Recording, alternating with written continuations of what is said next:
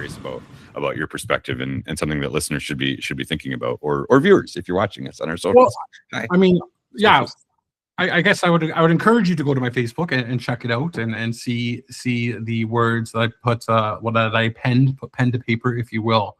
But I guess to summarize is that by removing these seats, you are essentially gatekeeping power, and you are blocking you're blocking people from their rightful voices.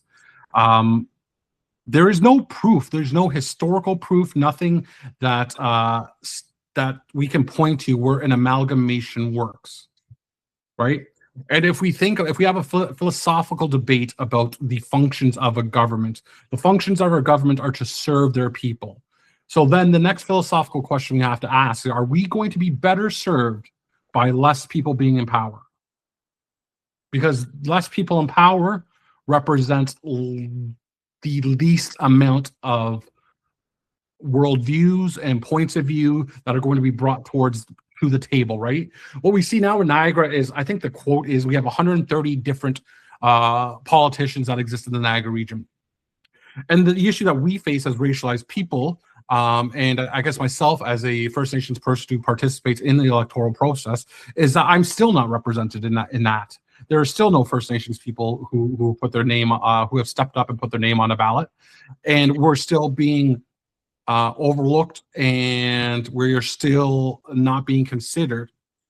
That problem exists now with the amount of politicians that we currently have in office. That problem is going to only increase should an amalgamation or should one of these two proposed solutions come forward.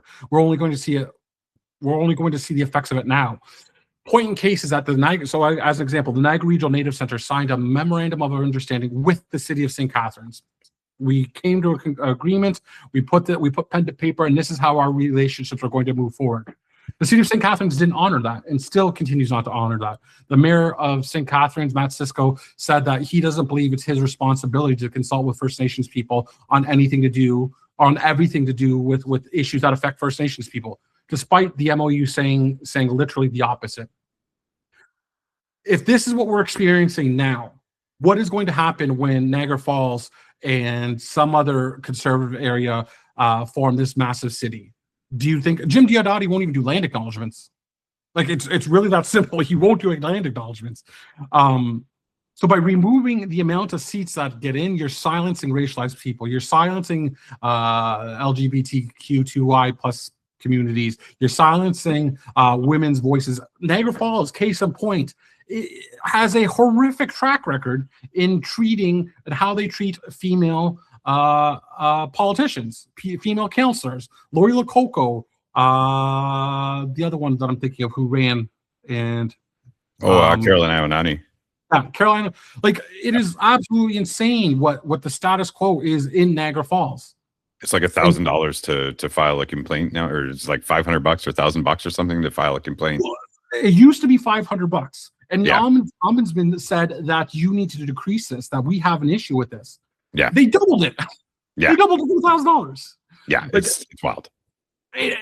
So we talk about efficiencies, and we talk about solutions to overcome some of these issues. And don't get me wrong, I am not saying the system is perfect. By no means. I just identified some of the issues that we have.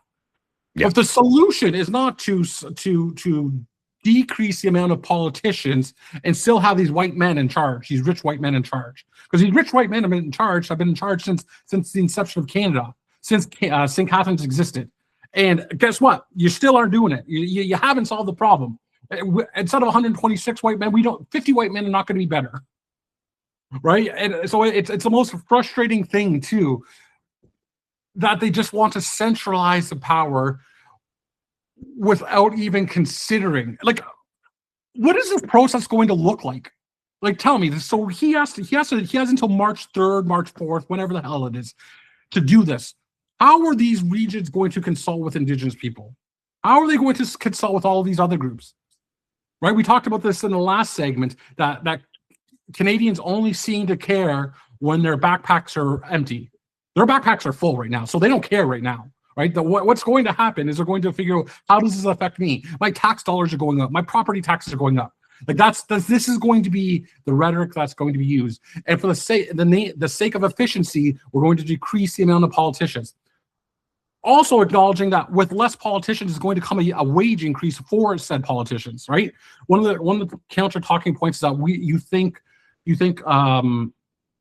the 30,000 city councilors, regional councilors in Niagara make approximately 30. City councilors specifically make approximately $30,000. Regional councilors, I think, make more.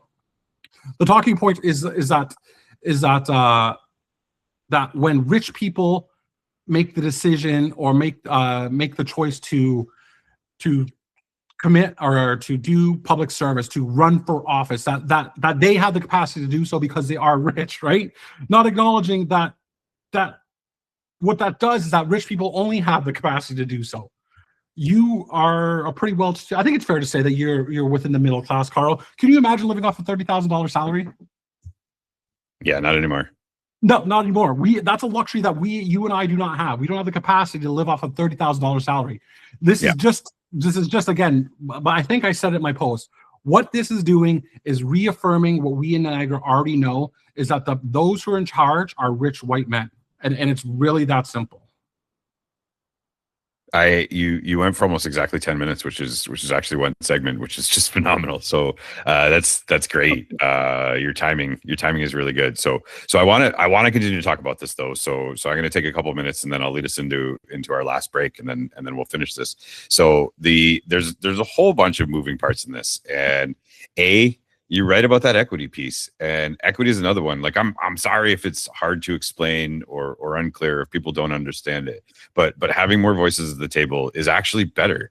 This isn't about taking spots away from white guys. This isn't about like disempowering certain types of people. This is about making our communities better by making sure that everybody's seen. We're all going to be here anyways. We're all going to be here. When I say land back, I don't mean vaporize the white people and like just send everyone back. Our families are mixed. Like that, honestly, like all kidding aside, like that's not a realistic expectation. So I really, really love your point. But the other side of it is like functionally, the Ontario government has not shown any ability to actually execute this in an efficient way. The Ontario government canceled the dissolution of the Peel region in December of 2023, like a couple weeks after they announced that they were going to make it into one mega city. Then they were going to dissolve it, and then they're going to split it up and do all these different things. And then they realized it was going to be too hard. If you think that was hard, wait until you start tinkering with Niagara. So I want to hit a pause.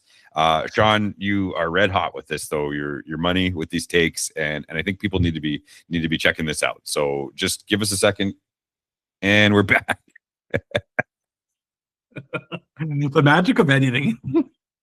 I'm not editing this. I'm leaving it. I'm leaving it like this. When I send it into Jace for when he airs it on air, like I think he wants to edit this stuff out. I'm like, nah, leave it. We're being charming, so people know that it's real.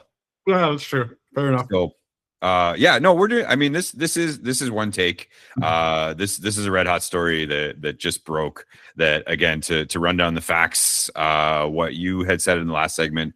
There are currently 126 municipal elected officials between the 12 municipalities and then the 13th municipality or the upper tier of the government. There's 126 in all of Ontario. There's 124 seats in the entire Ontario provincial legislature, and that's in Gail's letter. Is he saying like, oh, we have too many politicians that are running around? Gail, who by the way was not elected to the position of regional chair, the well-respected Jim Bradley, who also was not elected to regional chair, passed away. They were rotating chairs. They put Bob Gale in, and now he's going to do this. So some other things are that in the letter, Bob Gale describes an unsustainable tax burden, including a 25% increase in the regional tax levy over one term and $2.7 billion in infrastructure backlog.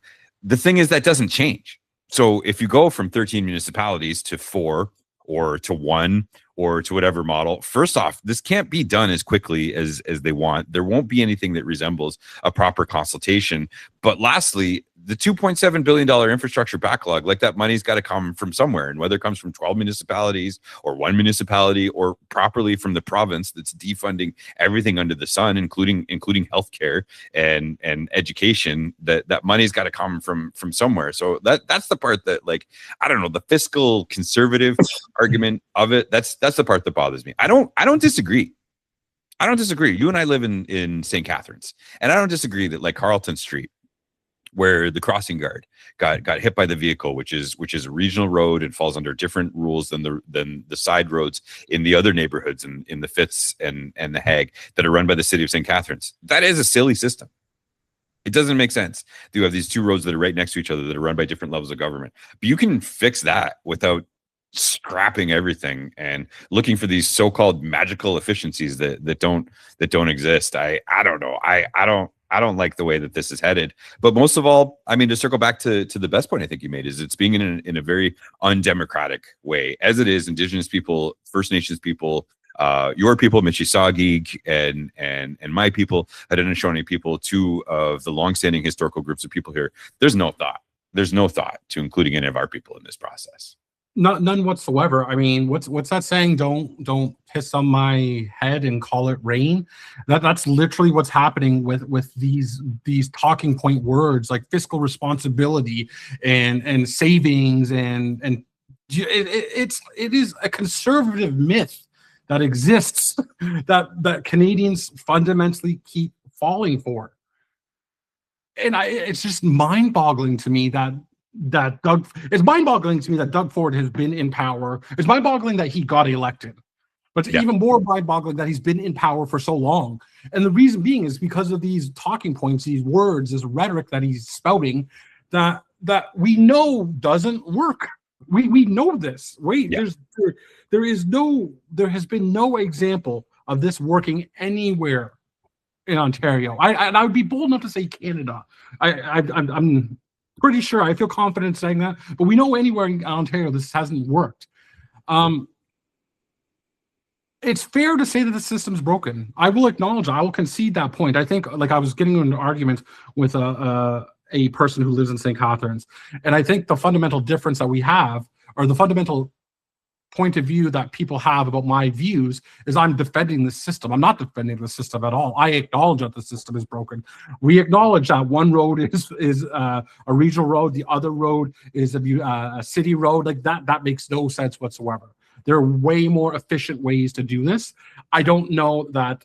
I do know that the way that they're proposing it be done in the time frame given is not reasonable, not suitable, and is going to be devastating for this region itself.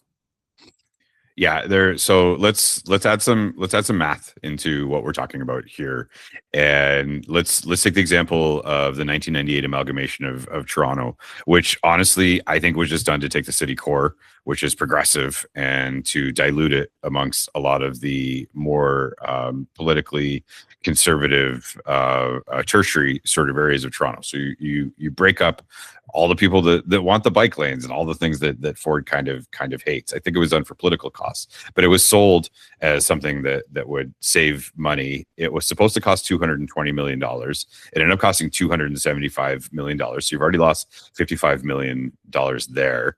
There were supposed to be these unified saving costs that were going to happen, that were going to save $300 million annually. That didn't happen. In the first couple of years, you saved 135 to 153 million. But then over the course of time, you get the Toronto budget, which was $5 billion the last year before amalgamation in 1997. And then if you take all of the combined budgets of the areas that would have been that were to become amalgamated, 10 years later in 2008, it's $8.1 billion. That's a significant cost. But again, let's get real specific here.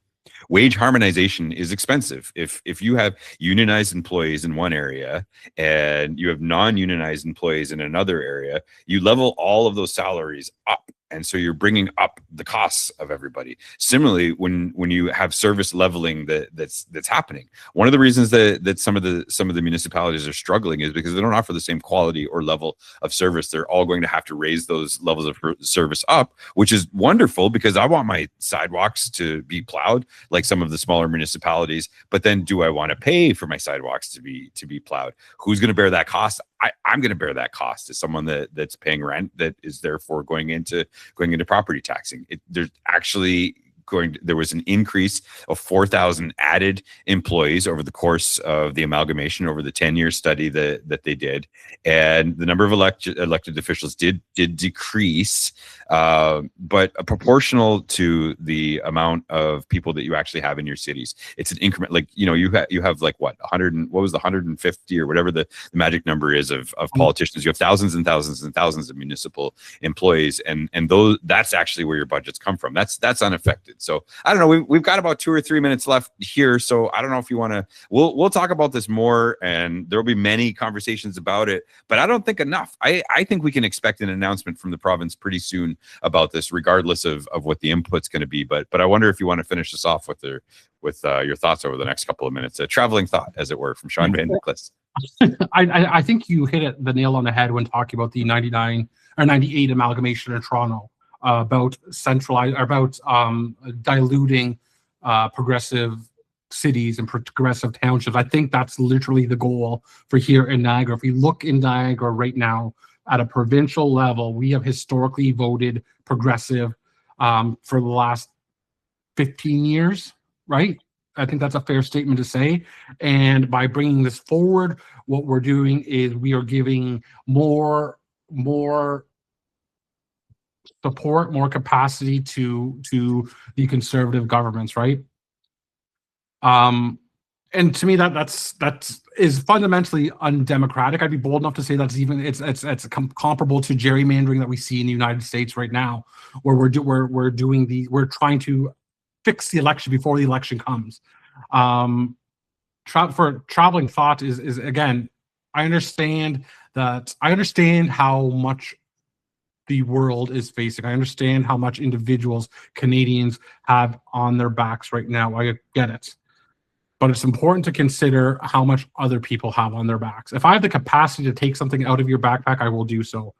I wish Canadians would have that same heart, that same consideration for issues that aren't specific or are immediately identified with them.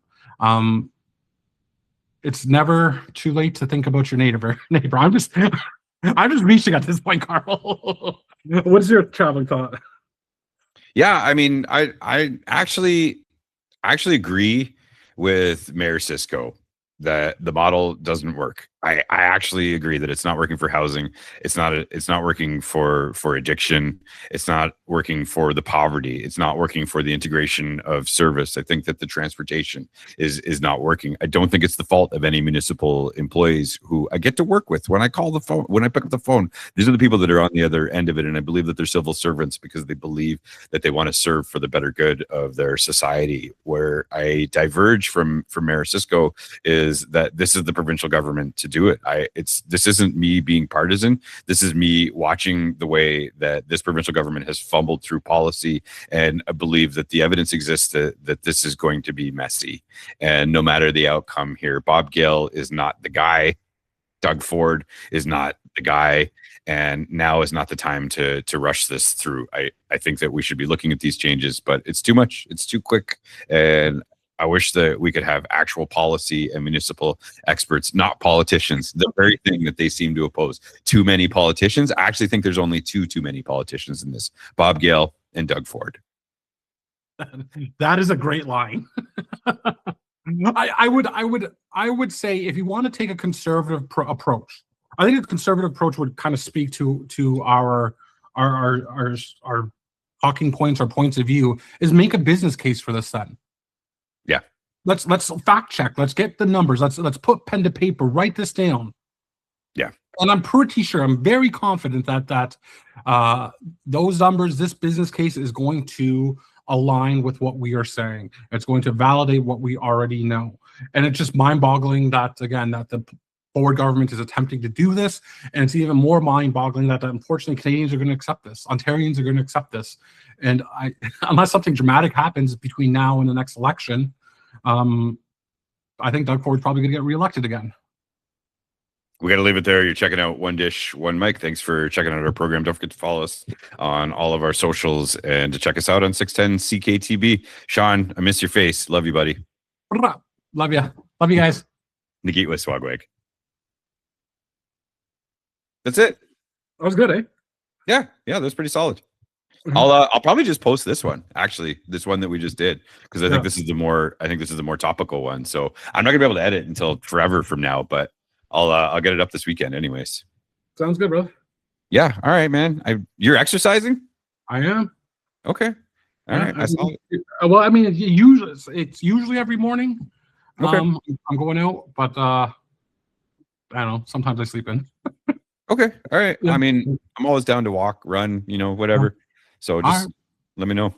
All right. Sounds good. I'm still getting new to it, so I don't know if I should be going this weekend or not. But like I put in like 40 kilometers, Okay. 40 to 50 kilometers this week. So I don't know if I don't know. Yeah, I'll let you know. I'll be back at it Monday Okay. for sure. All right, man. All right. All right. Take care of yourself. Love you. Bye. Bye.